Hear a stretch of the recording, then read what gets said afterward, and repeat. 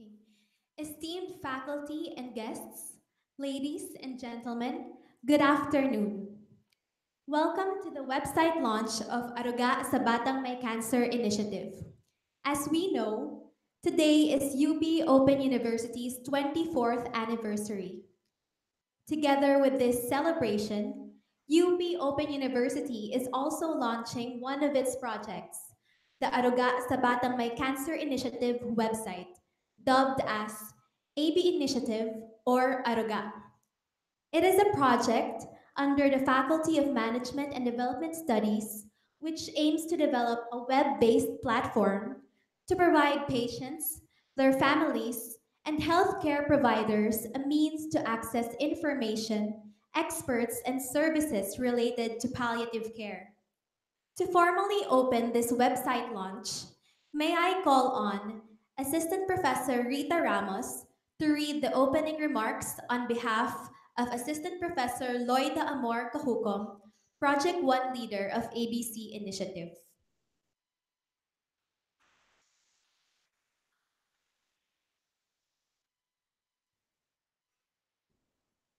Hi, ma'am.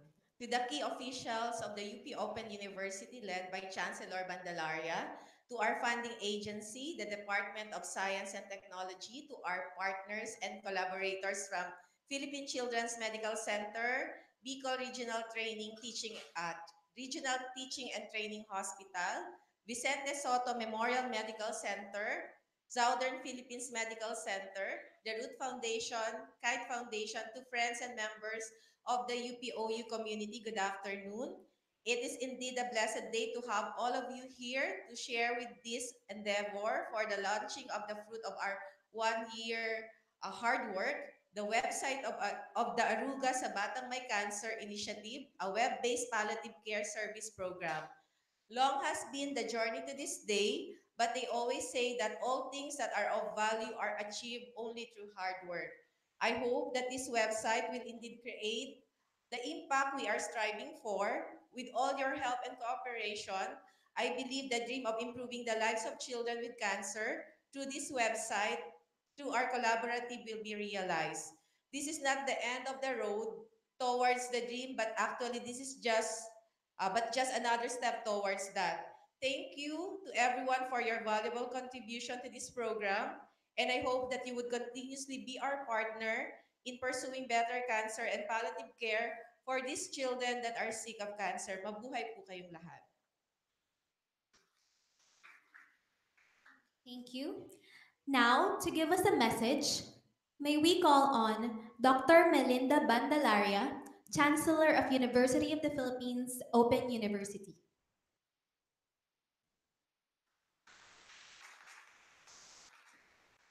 Maraming salamat at magandang hapon sa ating lahat. Good afternoon. Hello. Oo, magandang hapon. Um, Siguro itong pagkakataon na to, kailan natin ni-launch ito was it March also? March din, ano? So tama, isang taon. Isang taon ngayon, we are marking the one year of this project. And siguro, I can also say na when I first read the proposal for this project, and then syempre nung nag-signing na nung MOA natin, sabi ko ito yung project na OU, ano? Kasi yung output natin, na isa sa magiging output ng project natin, and I have seen the project staff, project members really working towards putting in place this website and building collaborations with our potential partners. Sabi ko, kailan kaya natin makikita yung website? Kasi ito yung presence ng project eh. This is how we can really make this project benefit those whom we targeted for this project. Kaya nung sabihin sa akin na ilo-launch na yung website, sabi ni Dean Prime sa akin, ilo-launch na natin yung website. And actually, the initial plan was for us to include it in the launching kaninang umaga. Sabi ko, baka mas dapat na magkaroon ng sariling wala si Ma'am Gigi eh, ng sariling airtime. Oo, itong launching ng ating website. Kasi yung kanina, syempre these are initiatives also of equal importance.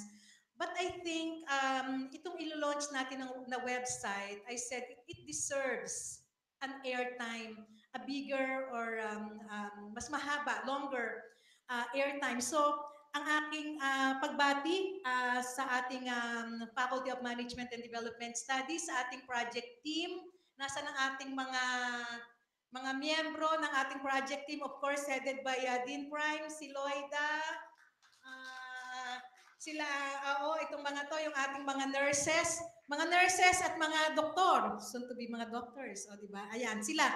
So, congratulations to all of you. Sa ating mga partners, binanggit na kanina, Root Foundation is here with us. Um, Root Foundation and Vicente Soto Memorial Medical Center, the Kite Foundation. Maraming salamat po sa pakipag-partner sa atin. So sabi nga kanina na-introduce na what the project is all about.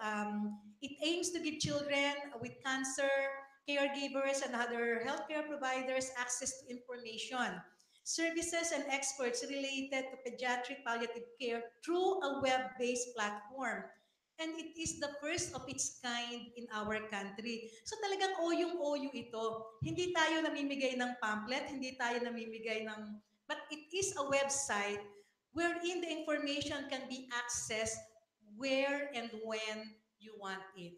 Actually, ang una yatang itinanong ko dito noon is the website accessible through mobile phone.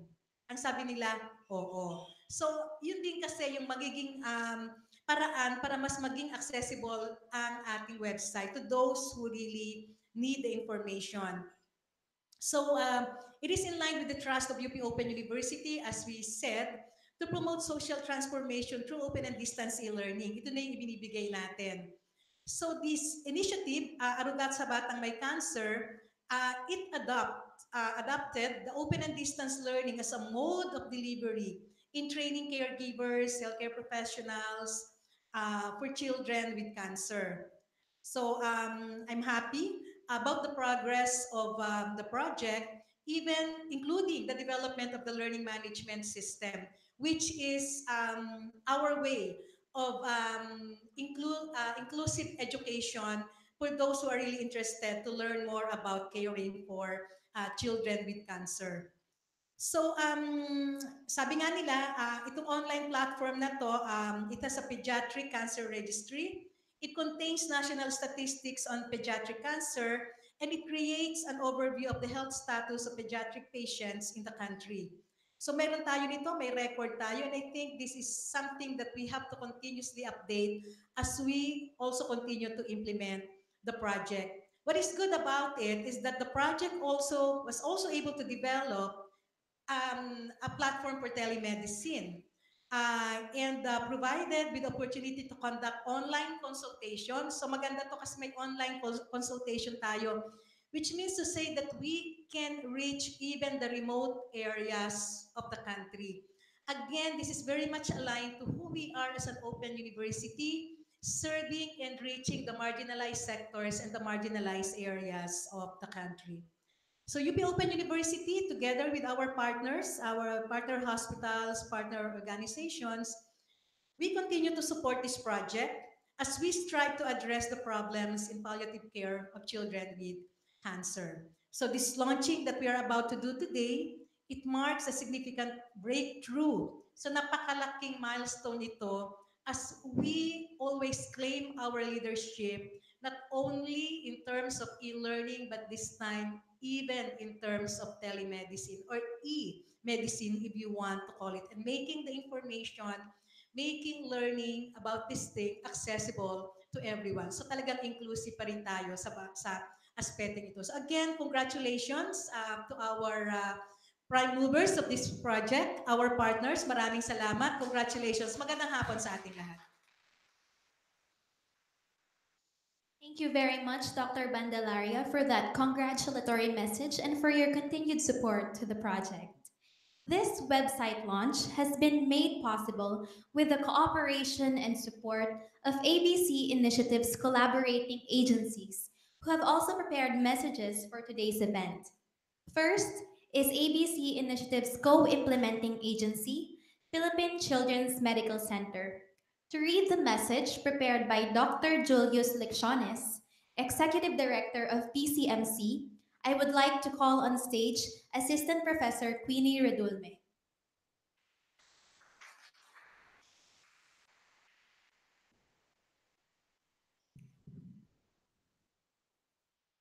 Congratulations to the University of the Philippines Open University on your 24th anniversary. Your achievements and various projects truly reflect your theme of excellence and equity, equity in excellence. The Philippine Children's Medical Center, PCMC, is honored to be a partner of the UPOU Faculty of Management and Development Studies in its website project of the Aruga sa Batang May Cancer initiative. Through its program leader, Dean Primo G. Garcia. PCMC, on its 39th year, is the premier institution for multi-specialty pediatric research, training, and service. In its hematology oncology division alone in 2018, about 2,500 cases are admitted, while more than 18,000 consultations with various blood diseases, malignant and non-malignant cases are seen at the outpatient department. Every month, there is an average of 8 newly diagnosed leukemia cases and 6 newly diagnosed solid tumor affecting children below 18 years old. The diagnosis of cancer is devastating for the patient and his family and affects everyone and everything around him: the medical team, the healthcare system, and the whole community. We at PCMC believe in a holistic approach in the management of these patients, not forgetting that they are children, offering curative and palliative care proportionally from the time of diagnosis until end of life. Our Committee on Palliative and Hospice Care program welcomes and is very much grateful to the UPOU website program that includes the learning management systems for the health professionals and primary caregivers, telemedicine, and pediatric cancer registry. This shall be a big boost to the palliative care as an important aspect of cancer care, improving the patient's quality of life. More children and their families shall be reached and empowered.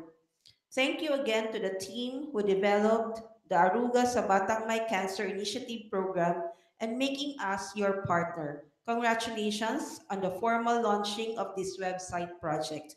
Julius A. Lecciones, Executive Director, Philippine Children's Medical Center.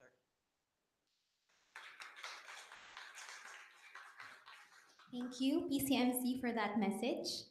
Next is the funding agency of this project, Department of Science and Technology, Philippine Council for Health Research and Development.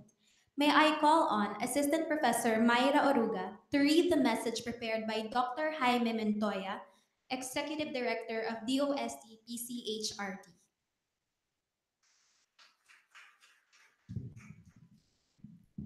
Um, Congratulations to the University of the Philippines Open University for successfully creating the country's very first online platform for provisions of services on pediatric palliative care, the Aruga sa Batang May Cancer ABC website. Indeed, this is an important milestone in making healthcare services more accessible to cancer patients across the country. We all know that when a person is diagnosed with cancer, the patient is not only the one suffering from substantial physical, emotional, social, and financial difficulties, but also their families and caregivers.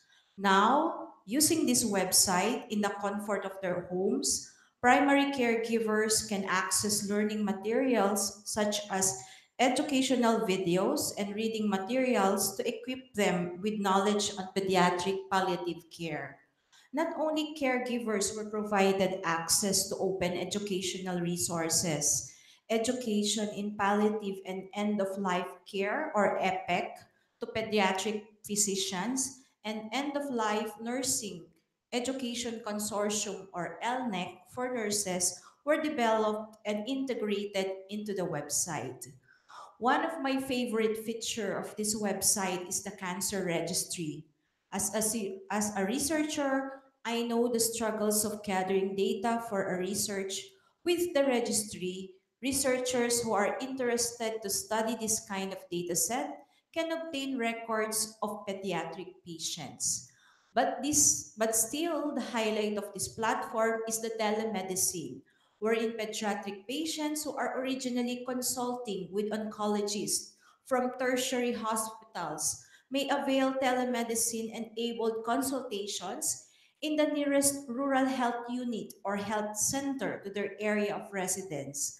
This means information, services, and experts on pediatric palliative care is within reach by patients and healthcare providers outside Metro Manila. In making undertaking possible, I'd like to thank the Philippine Children's Medical Center, PCMC, Ruth Foundation for Palliative and Hospice Care, the John Wayne Cancer Institute, Bicol Regional Training and Teaching Hospital, Vicente Soto Memorial Medical Center, Southern Philippines Medical Center, and Kite Foundation. We at the PCHRD is proud to be part of this initiative. As the name of the website suggests, we hope that Aruga will nurture and able to sustain a caring environment to its audience in virtual platform. Thank you, and we look forward to working with you again in another research and development initiative to make the Filipinos' lives better. Signed, Jaime C. Montoya, Executive Director, Philippine Council for Health Research and Development, Department of Science and Technology. Thank you. For the next is one of the project's partner institutions in Cebu, Cebu Doctors University Hospital, represented by Dr. Potenciano Larazabal III, Medical Director. To read Dr. Larazabal's message, let us call on stage Assistant Professor Queenie Redulme. Babasa po. Helpful greetings from Cebu Doc. Patients having access to tons of information online, healthcare is challenged to present health data on a more consumable yet credible manner.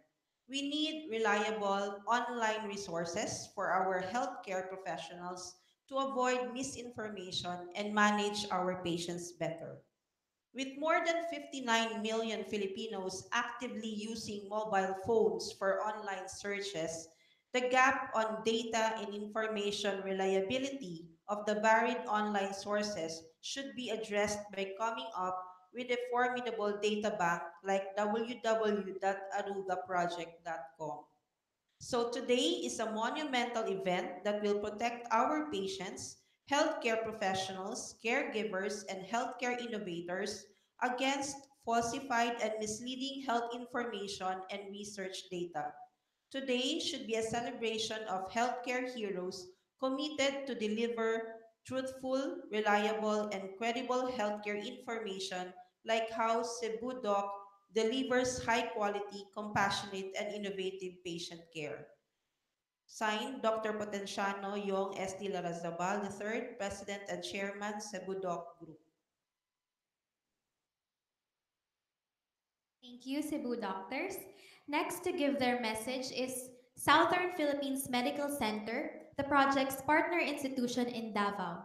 May I call on Assistant Professor Mayra Aruga to read the message prepared by Dr. May Dolendo, Head of Children's Cancer Institute at SPMC.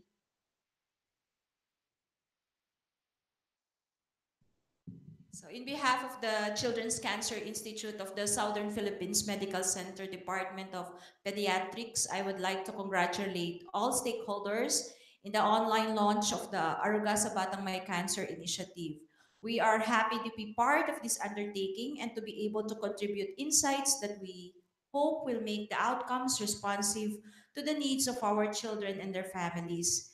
In the advent of the recent signing into law of the National Integrated Cancer Control Act, we hope that all Filipinos with cancer in all ages and all stages will have access to best possible care guided by evidence-based strategies. To God be the glory. Dr. May Dolendo, Head Children's Cancer Institute, Department of Pediatrics, Southern Philippines Medical Center, Davao City, Philippines. Thank you, SPMC. Next is another of the project's partner institutions in Cebu, Vicente Soto Memorial Medical Center. We take immense pleasure in inviting on stage the representative of VSMMC, Dr. Josie Ann Danes, Medical Specialist 2 from Health Professional Education and Training, to read the message prepared by Dr. Gerardo Aquino Jr., Medical Center Chief of VSMMC.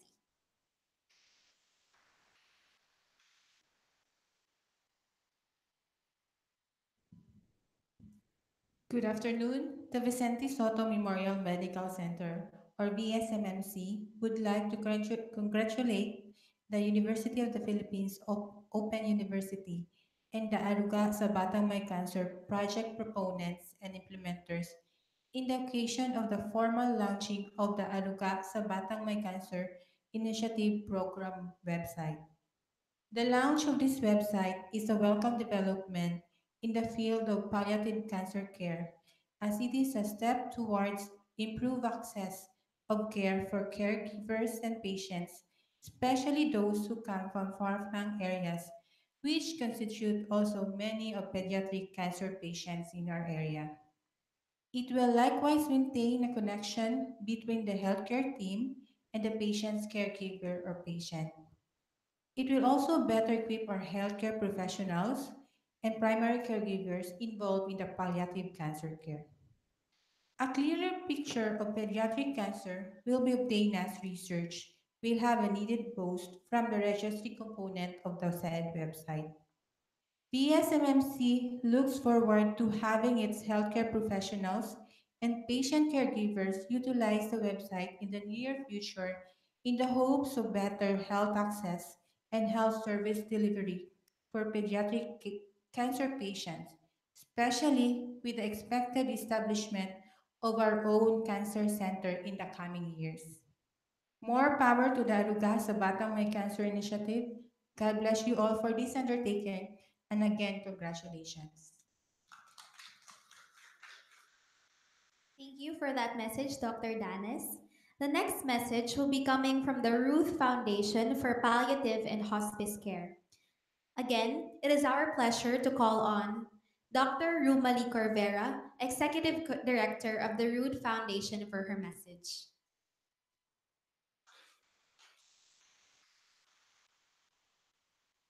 Good afternoon, Chancellor Melinda Mantalaria, Dean Prime of the UP Open University. Congratulations upon your 24th year anniversary.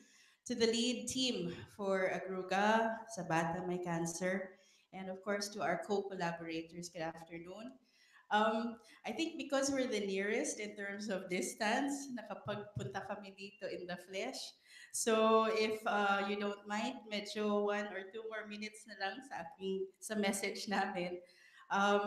But I just recalled, yeah, it's been 1 year since the launch in PCMC and how the year flew by and grabe yung work talaga of the team. And we're so grateful to see how far it has come. And we were given privilege to also share a message during that time. And part of that, I kind of want to just re-echo what we said last year. No, so for those who don't know, the Ruth Foundation for Palliative and Hospice Care is an accredited social welfare and development agency under the SWD.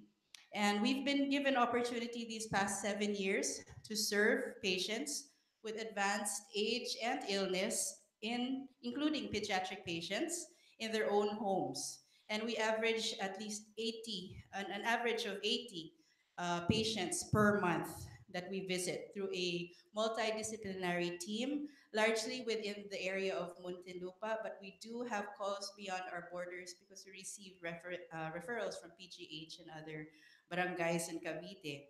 So during these visits, we work together as a team to achieve the basic goals for a patient and their family, such as good pain and symptom control, And we also help them in discussion about wishes and goals of care and even advanced directives. And along with it, we help usher in a strong sense of daily purpose and a firm level of peace and courage. Beyond this, we strive to also empower communities to do the same.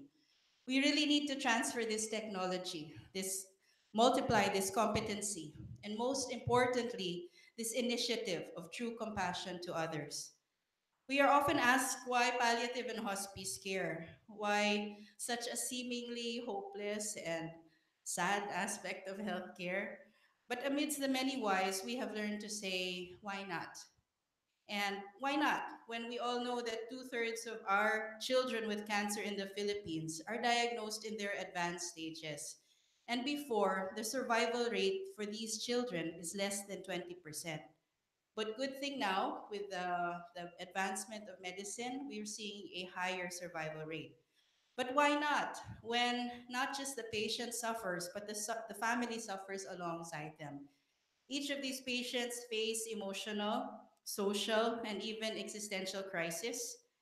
And why not when some 3 years ago, the Philippines was identified as one of the countries in most need of government led strategies for the development of palliative care programs. And finally, why not when in reality we are all really designed for a purpose beyond ourselves? Whether we fully embrace it or not, the truth is we were created for a purpose beyond ourselves. And the opportunity to live out that purpose is really a gift from God, the giver of life, who makes all things really beautiful in His time. And speaking of timing, I believe that though our efforts may seem long overdue, the ABC initiative was clearly meant to happen now, when not just one advocate is on fire, but at a time when many more flames for palliative care have been lit, and we can work more efficiently, intentionally, and strategically together. Now, with the existing DOH national policy on integrating palliative and hospice care into our national healthcare system, and with the recent signing of the Universal Healthcare Law and the Cancer Care Law, Integrated Cancer Law, which both include the delivery of palliative care, we are truly on the roll and on the dot. There is no time better for compassionate and innovative pediatric cancer care through pediatric palliative care with this existing ABC initiative. And our personal experience of visiting patients in their homes, we see the aruga that we give not only improves the quality of life of the patient, but of the families that care for them. So we have seen compassion multiply without a doubt. And this is what ABC initiative will also see. You will see multiplying compassion through the web. And all of these efforts are sustained by, need to be sustained by really true compassion, which brings us to share one of our favorite and perhaps the most accurate compassion, definition of compassion, which we've learned from the author and inspirational speaker Joan Halifax. First, she said, compassion is comprised of that capacity to see clearly into the nature of suffering. It is that ability to really stand strong and to recognize that we are not separate from that suffering. Second, it's not enough because compassion means that we also aspire. We aspire to transform that suffering. And if we are so blessed, like we are now with ABC, we engage in activities that transform suffering. But compassion has one more final component, and it's the most important. And that component is really essential. That component is that we cannot be attached to the outcome. So, in behalf of the Ruth Foundation for Palliative and Hospice Care, thank you for granting us this gift of an opportunity to carry out our efforts of compassion in partnership with you. Thank you for encouraging us in our task of hope giving, particularly in the service of pediatric palliative care. And now, with the launch of the website, we again would like to congratulate the leaders of this initiative for reaching this pivotal stage of the project. So, TRF reaffirms our excitement and commitment to see this project unfold to the full alongside you. Cliche as it may sound, truly we are better together. Salamat po at magandang hapon. Thank you, Dr. Carvera, for that very enlightening message and for giving us somehow an overview on palliative and hospice care. Lastly, may we call on the representative of Kai's Foundation, Ms. Nina Nerissa Sumpaico Jose, Child Life Program Deputy Manager, to read the message on behalf of Ms. Maria Fatima Garcia Lorenzo, Executive Director of Kai's Foundation.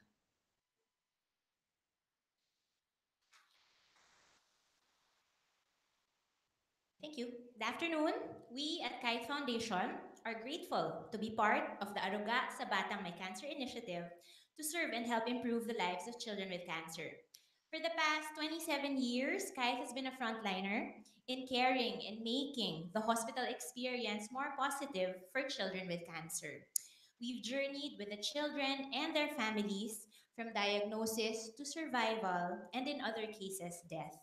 But whatever the outcome, it's always been very clear to us that maintaining the hope is of primary importance.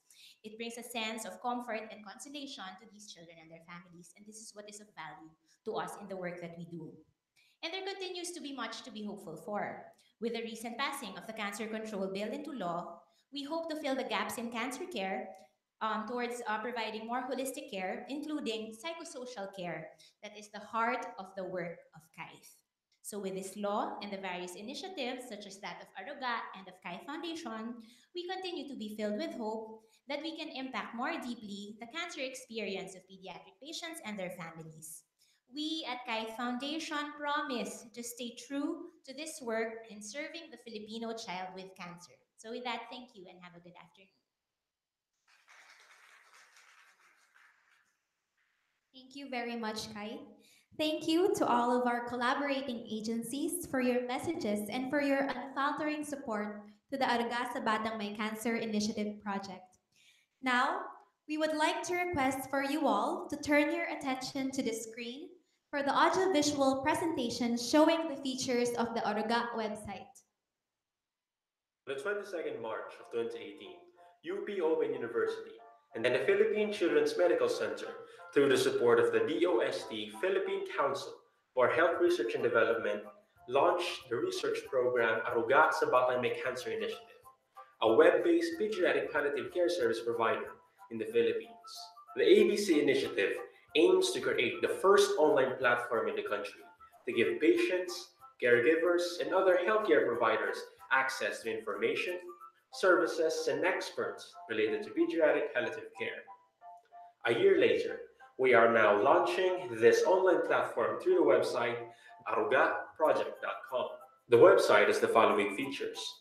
It has telemedicine, in which online consultations for pediatric palliative patients can be done remotely to help ease the burden of children and their families. It has two learning management systems, one in which health professionals can take online training courses on pediatric palliative care, and another one in which primary caregivers can learn more about caring for pediatric patients with cancer. Lastly, it has a pediatric cancer registry which contains national statistics on pediatric cancer, information that can help in creating a general picture of the health status of pediatric patients in the country and in planning the development of future health programs and policies.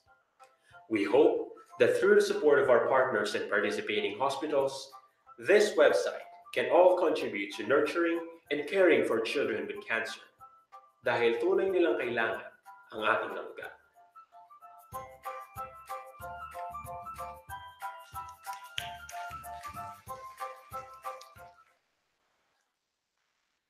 So now we will proceed to the press conference regarding the ABC Initiative website launch. May we invite Dean Primo Garcia, Assistant Prof.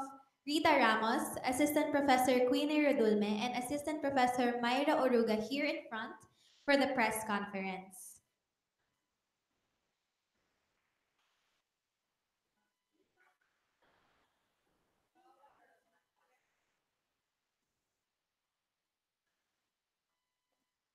Okay, so whoever has a question may proceed to the microphone there in the middle and address their question to any one of our um, here in front.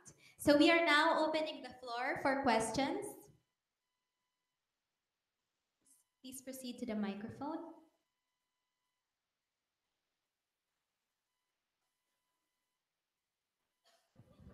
Magandang hapon po, Renz Belda po ng 95.9 Radyo Totoo sa Batangas. Representative po ni Father Ilde Di Maano. Salamat po sa invitation at unang-una po, congratulations.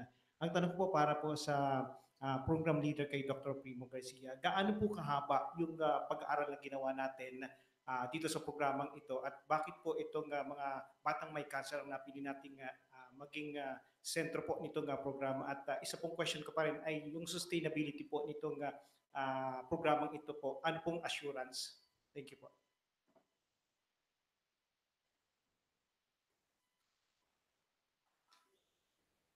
Tulad po nung sinabi namin nung ni-launch to sa PCMC, pinili po namin ang palliative care for children with cancer sa dahilan ng mataas po ang mortality rate ng pediatric cancer cases sa Pilipinas.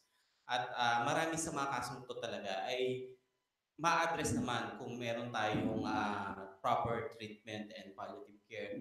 Ang problema lang po ay kakulangan ng resources ng ating mga institutions, specifically ng ating mga pamilya. No? At tulad nga sabi ni Dr. May Cordova, yung Covera, sorry, ang problem natin kasi hindi lang nandun sa children with cancer but also dun sa families that bear the burden of the economic cost, yung emotional cost of caring for the child. Ang problema po kasi ay ang ating meron po tayong mga centers, cancer institutes in different parts of the country. Pero alam po naman natin na yung mga ating mga pasyente ay kalat din. So mahihirapan po sila talaga na pumunta talaga for every condition na na-experience nila doon sa mga hospital na yon. Kaya naisip po namin na gamitin ang makabagong teknolohiya ng internet para mapagdugtong po. Bali, ang web-based platform nito ay isang middleman, no? Na nagpo-provide po ng services, information, education, tsaka palliative care services through the for the features that were mentioned sa ating ABP. Tungkol naman po dun sa sustainability, isa po yung bago po ako tumuloy doon, na-launch po ito ng 2018 and last year po, ang majority po ng trabaho na ginawa ng team, particularly ng project initiator po na si Assistant Professor Lloyda Kahukom, kasama ang ating mga project leaders, health professionals, ay alamin kung anong pangangailangan ng ating mga pasyente, no? At ng kanilang mga caregivers at ano yung mga kondisyon when it comes to health services sa iba't ibang parte ng Pilipinas. Pumili po kami ng several areas, one in Davao, one in Cebu, in Bicol, and then itong sa PCMC po, which is our co-implementer. So based on the needs assessment, na-identify po namin yung mga pangangailangan. Initially po, ang iniisip po namin ay direkto po kukonekta sa PCMC, pero nalaman po namin na marami ding, meron pong palliative care expertise sa different parts of the country, yung mga nabanggit kong participating hospitals. Ang mahigpit na pangangailangan ay yung pag-connect ng mga bata na nasa rural areas papunta doon. So, na-identify po sa programa yung paano mai-involve yung mga rural health units in connecting with those hospitals. And then, paano din ma-refer ang palliative care service doon sa mga batang may sakit na yon. At dito po pumapasok ang Ruth Foundation po at iba pa nating mga partners. Bali, based on that, nalaman po namin kung ano po yung mga psychosocial needs ng ating mga pasyente. Nalaman natin na yun ang isa sa mga pinakamabigat na pangangailangan. So, pag-design po namin ng website, ng learning management system, kinonsidera po namin itong konteksto na to na pag-alaman sa pamagitan po ng research. At maswerte po kami na binigyan naman kami ng authorization na gamitin itong mga internationally accredited courses na LNEC at EPEC. Ginamit po namin yung curriculum. Pero dahil sa pag-aaral, nalaman namin na may mga aspeto po dyan na hindi directly applicable sa ating psychosocial context. So kung halimbawa nakita niyo po yung mga video kanina, yun po yung madinagdag namin to contextualize. Kasi iba yung pamamaraan natin ng pakikipag-usap sa pasyente as compared sa pakikipag-usap sa isang western setting, di ba? So, doon po sa LMS na yon, doon po namin in-incorporation. Tapos, kasi kailangan din po nating mag-train ng mga uh, health professionals, both nurses and doctors in palliative care para mapadami pa po natin yung tinatawag nating cadre of health specialists when it comes to palliative care for pediatric cancer. And then we also have the telemedicine, no? Which we are still refining, I must say. No? It's still in the pilot stage, and this would allow online consultation through the primary physicians. No? So right now, we are in the process of refining the technology and then pilot testing it, no, in the participating hospitals and the rural health units to be identified and selected. So ngayon po nilo-launch namin yung website pero ipapilot test pa to yung telemedicine. Ang magiging available po kaagad dyan would be the online training courses. Now, we'll be announcing soon, no, within this month, the opening of the online training courses, LNEC and EPEC. Ngayon, ito pong courses na to ay self-administered, meaning hindi po kailangang sabay-sabay mag-aral. Kasi alam po natin busy yung mga health professionals natin. So, hindi naman kailangan, gantong oras kayo magla-log in. So, depende sa availability mo, mag-log in ka. May mga modules po doon na pwede lang kunin ayon sa kanilang sariling oras at kapasidad. No? Pwede mo tapusin yung course kung mabilis ka ng 1 linggo or 2, or pwede naman umabot ka ng a few months. No? Nag-decide kami ng 3 months lang. Ano? And then automated po din yung quizzes doon. So once na natapos mo yun at naipasa mo, automatic din darating sa yung certificate of completion mo. So hindi po kailangan dito na may isang teacher na nakababa doon. Isa po yun sa sustainability aspect. No? Tinanong niyo na po yun. No? Hindi ka kailangan na may teacher kasi that adds up to the cost. So, dinesign po yung mga courses na maiintindihan nyo na simple at magaan. At may mga video doon na ini-explain yung mga konsepto at yung mga pamamaraan sa simpleng paraan. No? Sa caregivers pa, meron pang isa pang readily available ngayong buwan ay yung educational resources, yung sinasabi ni Chancellor, na on palliative care. So dahil ang pamilya, in charge din, sila din ang nangangalaga, di ba? So ang tamang pangangalaga sa mga kanilang mga anak na may sakit, matututunan nila yan through the LMS for primary caregivers. Now, ito ay readily available sa kanila. At available siya in 3 languages, English, Tagalog, and Bisaya. So, naka-explain din to sa simpleng lengguwahe at na meron din siyang mga illustrations, videos para mas madaling mong maintindihan. And then, yung isa pa, yung cancer registry na ito ay kukuha ng mga datos mula sa aming participating hospitals na ang mga datos na to ay magagamit at magbibigay ng overall picture, no, tungkol sa kalagayan ng pediatric cancer sa Pilipinas at magagamit ng ating government agencies hindi lamang sa research but sa pagpaplano ng mga programa para dito. So ang estado po ngayon dito ay yung LMS online training maging available po yan this month. Tsaka yung LMS or educational resources for our primary caregivers. Yung telemedicine po, yun po ay ipapilot test pa namin yun. Tapos, in the future po, nakipag-usap din kami sa DOH kasi interesada po sila na sila po yung mag-handle ng cancer registry pagkatapos po ng project. At nasa kanila naman pong mandato yon, no? Kaya in the process of talking po kami sa kanila, and then sa aming agreement din po, ang PCMC ang magme-maintain ng telemedicine.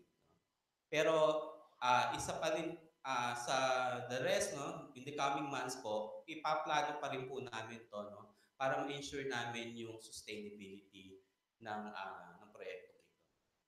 Okay, thank you, Dean Prime.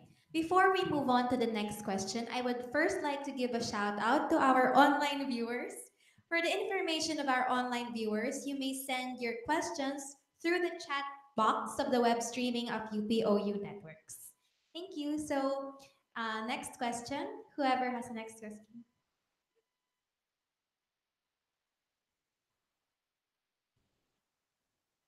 Yes, please. Follow up lang po. Ito po ay online yung ang gusto lang po namin para magamit din namin bilang isang mamamahayag kung paano mabigyan po ng impormasyon yung publiko. Gaano po ba kadali yung pag-access dito sa online na ito? Kahit po sino siguro. Ah, Pag nag-open na po at nag-launch na po yun sa aming website, meron lang po dun kayong makikitang clickable at ang para po sa caregiver ay open to all. So once you nag-click, wala na po kailangan mag-register so everyone can access that particular modules po. So wala siya yung kailangan may username or password. So unlike po yung sa nurses at sa doctors, may ano po yun, may username and passwords at may login credentials po. May consider rin po ba, kasi isa sa problema po sa ating bansa, yung internet, yung bilis. May consider rin po ba sa pag-aaral na maganda yung layunin ng programa pero may problema po tayo sa access natin? Thank you po. Ayun po ang una naming kinonsider, sir, before nagsimula kami ng aming proyekto. Sa pagdating po sa LNS at telemedicine, malaking pangangailangan po yung magandang internet connection. So nagkaroon po kami ng mapping. So tinignan po namin ang bawat region, kung ano po yung mga level ng internet connectivity. So, pagdating po sa telemed, dinesign po namin at i-design po namin at magbibigay din po kami ng alternatibo sa mga lugar na mahina po ang internet. So, yun po ang isa sa mga pinag-aralan po namin.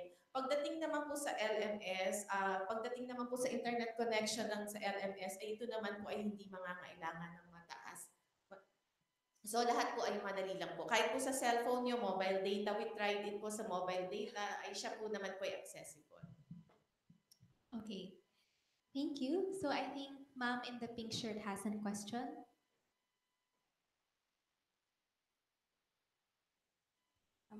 Hi, tanong ko lang kung sino yung gagawa ng analysis ng data na nasa cancer registry. Like, for example, uh, people in the media, kasi nga sabi niyo walang masyadong database on pediatric cancer patients. So, for example, kung kami gusto namin tignan yung cancer registry, not to see the names of the actual patients, pero kung gusto namin makita yung statistics, like how prevalent is it in Luzon, in Visayas, in Mindanao? Kasi as of now, pag kiniklik, wala pang lumalabas. So, tanong lang, who will analyze the data and will the statistics be available to the public? Thank you. All aggregates data are available, meaning yung mga hindi sakop ng data privacy. Okay, yung statistics, pwede mong maka-access yun. However, yung mga sensitive information will only be accessed by a specific hospital. Say for example, Soto, yung mga pasyente nila, sila lang ang makakakita noon. Nag-design yung ng aming IT experts na mayroon siya, encrypted siya, kumbaga. Tapos yun, pero kung ang sasabihin mo ay yung epidemiological statistics, yung general statistics, you can access it. Oo. Pero ini-stress lang namin na these data are only data na pan-pediatric. Hindi siya yung kasama yung adult. Okay? It's up to DOH na nag-signify sa amin ng interest na sila na yung mag-merge ng mga ibang aggregates data about cancer.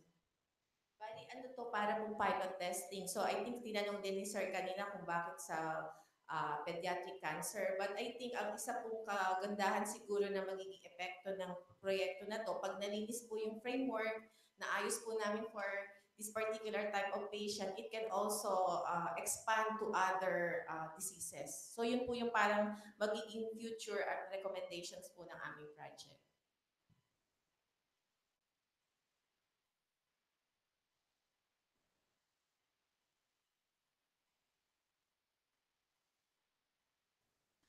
Good afternoon po. I'm Ana Marie Demerin from Southern Luzon News Store. Sir, ma'am, tatanong ko lang po about yung ano po yung process ninyo for online consultations and ito po ba ay 24/7 na ibibigay niyo po na serbisyo po? Thank you po. Bali, ito po kasi ay sabi nga po ni Sir Prime ay mag-i-initiate pa lang po kami. Ito pong online consultation na to po ay may kailangan pa rin po ng initial consultation sa primary hospitals kasi meron po tayong apat na hospital, yung Bicol Regional, Southern Philippines, PCMC, tsaka Vicente Soto, pasensya na. Itong apat na po na ito po yung main. So dapat po yung pasyente ay magkokonsulta muna po initially with these four major hospitals. And then yung mga follow-ups po nila, lalo na base po sa aming mga statistics na ang lalayo pala nila dito sa mga apat na regional hospital na to, dun po lang sila pwedeng magpa-check up ng mga initial, mga succeeding follow-ups po sa RHU. Kasi base po sa pag-aaral, it would take them 5 hours, 6 hours, lalo na po sa PCMC. May nakita po kaming mga base sa datos, nakita po namin as far as Cebu, pupunta po sa PCMC. Eh kung titingnan po natin yung mga kanilang mga simptomas at mga pangangailangan ay pwede naman po matreat sa level ng RHU o kaya mismo dun po sa mga primary center. So hindi rin po siya 24 hours. Ito po ay meron, kaya nga po dito sa aming pag-aaral, hindi po ito katulad ng ibang telemedicine na dadiretso po yung pasyente sa doktor. Meron po kami tinatawag na patient navigator.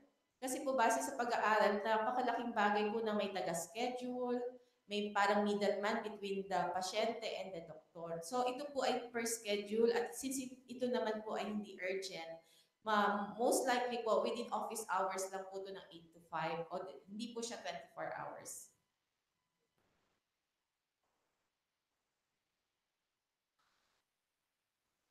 So, the next question.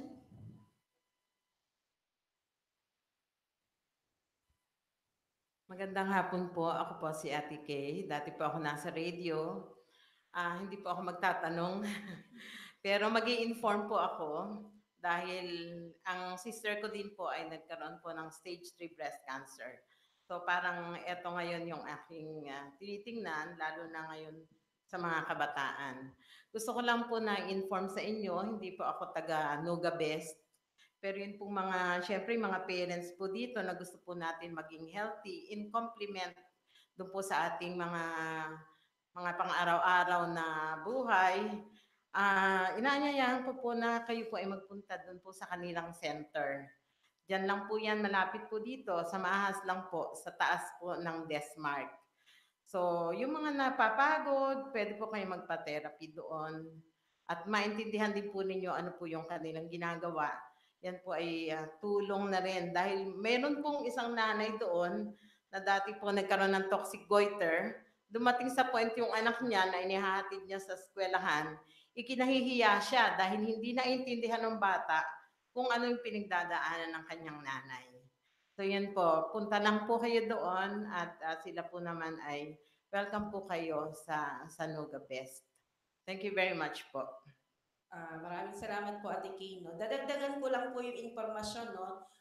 Yan po din ang isa sa mga purpose kung bakit meron tayong primary caregivers na online training. No? Kasi yun, may iwasan natin yung kaya psychosocial, yung hiya, yung shame of having a child with cancer. So, madidiscuss po yun doon, no? Kung paano matutulungan ang mga caregivers at mga magulang kung paano maalagaan ang kanilang mga anak, no? Na may cancer. So, habang ginagawa itong proyekto, yung project, ang LMS po natin, yung sa healthcare professionals at saka sa primary caregivers na online education, it is free. Free po ito. However, yung sa mga healthcare professionals, inaanyayahan po namin na kung sino man mag-avail, kasi may certificate po ito, ay sila ay mag-volunteer, no, for home care. So yun lang po ang kabayaran, no. However, when the project is done, yun nga sabi nga natin, hindi naman lahat free, no? So, meron na po siyang bayad, no? But in exchange for the certificate that is internationally accredited, no? From LNEC and EPEC. So, yun lang po, no? Malaking tulong po yung ginawang online training for primary caregivers para sa mga parents at saka sa mga nag-aalaga ng mga batang may cancer. Okay, please.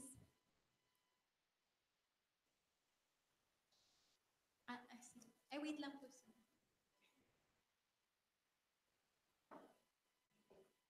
In addition po dun sa, sabi ko nga, kailan lang po kasi na-opera yung aking kapatid, dito lang January 4. So, dahil walang pera, siya po ay single, si age 64, naisip ko pong tawagan yung isang na-meet ko sa radio na nagkaroon ng stage 3 colon cancer that way back in 2009. And salamat sa Diyos, buhay pa po siya. Siya po isang doktor din pero hindi po ng tao. Siya po ay veterinary doctor. Pero siguro out of need, nag-formulate po siya ng kanyang probiotic. At hanggang ngayon, yun po ang tinitake niya. Survivor for 10 years. Thank you po.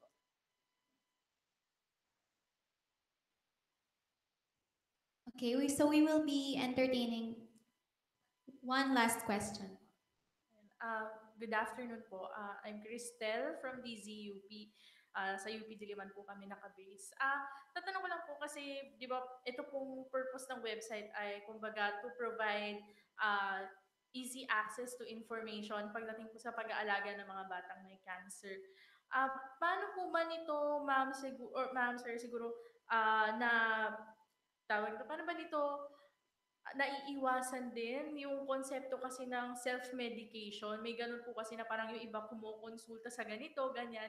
Tapos, baka mamaya may mabasa po sila doon sa website na bigla lang nilang gawin. So, paano po ba natutugunan ng website yung mga ganitong concerns po? At saka, mayroon po ba kayong plans din po na like i-enhance pa or may gusto pa po ba kayo or nakikita pa po ba kayong i-enhance doon sa website? Thank you po. Ma'am, bali yung paggawa po ng module namin para sa mga caregiver, ito po ay nagkaroon po kami ng workshop at pagpupulong ng mga experts sa pediatric cancer. So ito po ay nagkaroon kami ng writing workshop at the same time po consultation with the experts. Kaya po sinigurado po namin na bawat nakalagay po doon ay approved at edited at tinignan po lahat ng experts. So ito po ay hindi lang po mula sa amin or sa nabasa namin, but ito po ay bagkus ay galing din po sa mga experts natin sa PEDYA. Okay, so this will be the last question. This will be coming from an online viewer. The question is, how about other diseases? I think this platform would also be applicable for other diseases. Can this platform be reproduced? Bali yung ang sagot po namin kanina, marami pong nagtatanong na ganun. Pero yung amin pong parang initial konsepto po ngayon ay tingnan muna po na itry muna po namin kasi ang paggawa pa lang po namin ng konsepto para dito po sa Aruga sa Batang May Cancer, it took us a lot. So pag ito po ay naayos na framework, pati tama ba yung mga proseso, ito po ay madali na pong iangkop sa ibang sakit. Parang papalitan lang po namin yung mga modules, papalitan lang po namin yung mga type of patient, pero may on-meet element pa rin po. So pagdating po na naayos po namin, hopefully po another project po siya, no? So yun po ang aming parang advocacy dito sa grupo na ito po ay inaayos namin not alone for the pediatric cancer patient. Gusto rin po namin, ma'am, yung nagtanong po sa stats, ay meron din tinignan po namin, yung stats po sa cancer registry po ay may automatic reports na generated. So pag pumunta po kayo doon, open access siya, meron po tayong algorithms, hindi pa siya available at this time, may algorithms po, at makakakita po kayo ng charts, graphs, and summation po. Kaso nga lang, sabi nga ni Prof. Myra, hindi ang makikita niyo po collective, hindi po siya yung individual. Well, yeah. Okay, so thank you everyone for your questions. That concludes the press conference. Okay. So now To close the program, may I call on stage Dean Primo Garcia, Program Leader of ABC Initiative, for the closing remarks.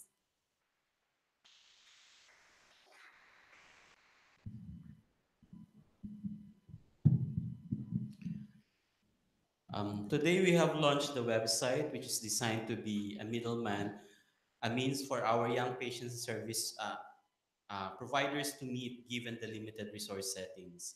While some elements of it are still in the final process of testing and refinements, it hopes to provide the patients, their caregivers, and other healthcare providers an easily accessible means to access information, services, and experts related to palliative care.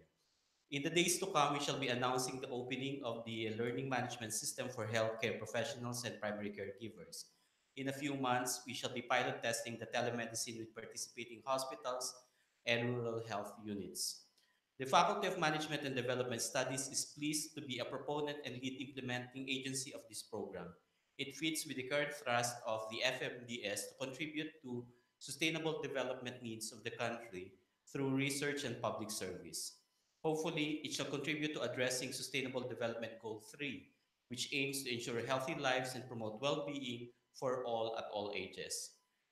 This program would not be possible without interdisciplinary and intersectoral collaboration that harness the university's strengths in health sciences, open and distance e-learning, and information technology management, as well as the pediatric palliative care expertise of our participating hospitals and partner organizations, and the funding and R&D support system provided by the DOST-PCHRD.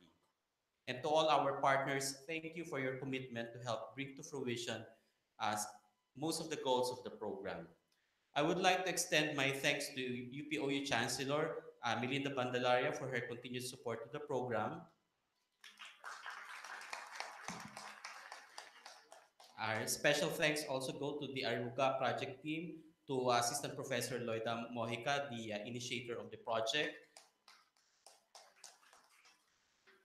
my co-project leaders, our IT staff, our admin staff, and most especially our research assistants who have really worked hard and contributed a lot to this initiative.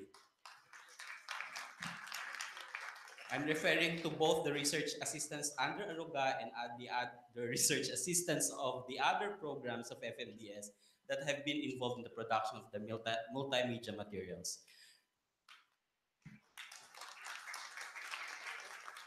And finally, allow me to thank our guests from the media who came to cover this event.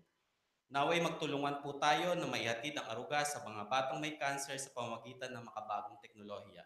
Muli, maraming salamat po sa inyo lahat.